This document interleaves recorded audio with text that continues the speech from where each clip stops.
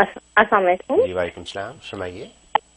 جی میرا کوشچن یہ، میرا ایک ڈریم ہے اور دوسرا میرا ایک کوشچن ہے کہ میں نے تھوڑے دنوں پہلے ایک ڈریم دیکھا تھا کہ میں مفتی صاحب کے گھر پر ہوں اور مفتی صاحب میرے سامنے بیٹھ کے میں ان کے نیچے بیٹھی ہوئی ہوں اور ان سے ایک سوال پوچھ رہی ہوں کہ میرے ہسبینڈ کا ویزا نہیں لگتا اور میں اتنے عرصے سے ان کی جو وظیفے مفتی صاحب بتا رہے ہیں میں وہ کر رہی ہوں، لیکن پھر بھی میرا ویزا نہیں لگ رہا، تو میں کیا کروں؟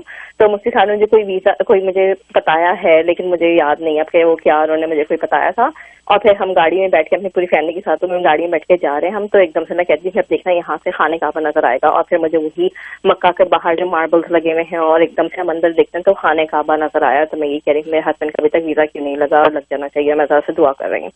اور دوسرا میرا یہ سوال تھا کہ میں جب بھی کچھ اچھا سوچتی ہوں تو اس کا نیگیٹو ہو جاتا ہے، نہیں اچھا کوئی اپنے بارے میں سوچوں تو ہمیشہ برا ہوتا ہے میرے ساتھ، اور اگر میں برا سوچوں تو وہ بھی برا ہو جاتا ہے. تو بندہ کیا کرے؟ مطلب میں کچھ کسی کو بولتی نہیں، کچھ بھی کچھ پتہ نہیں، کچھ کرتی نہیں ہوں، مجھے اسی بات سے ڈر لگ رہتا ہے کہ نظر لگ جائے گی، اور واقعی ہی میں نظر لگ جاتی ہے. تو اس کا کچھ مجھے بتائیں کہ میں کیا کروں. Okay thank you.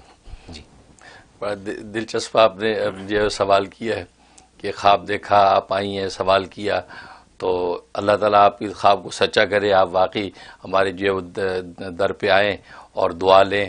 اور اس کا مطلب یہ کہ آپ کے حسن ظن کی برکت سے ہمارے ذریعے سے آپ کی دعائیں، آپ کے سوالات اللہ کے دربار پہنچ جاتے ہیں. جو آپ نے میرے پاس سے جانے کے بعد خانہ کعبہ دیکھا، مطلب آپ جو بھی دعائیں ہمیں پیش کرتے ہیں تو میرے ذریعے سے اللہ تبارک و تعالیٰ کے دربار میں آپ کی درخواست پہنچ جاتی ہے، پھر وہاں سے منظوری کے فیصلے ہوتے ہیں. تو یہ بڑی سعادت کی بات ہے میرے لیے بھی کہ اللہ تبارک و تعالیٰ اپنے بندوں کی خدمت کے لیے مجھے جو استعمال کر رہے ہیں، اور میں اس کے لیے اجر کا اور اللہ کی رضا کا امیدوار ہوں.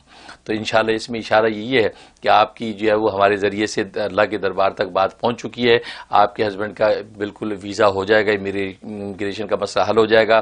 بس یہ کہ اللہ ہی کی طرف سے تھوڑی سی رکاوٹ ہے، اور ظاہر ہے کہ رکاوٹ کسی ایسی وجہ سے نہیں کہ آپ کو تکلیف پہنچے، کہ آپ ہی کے لیے نفع ہے انشاءاللہ اس میں، اور آپ کے کام ہونے کا اشارہ ہے.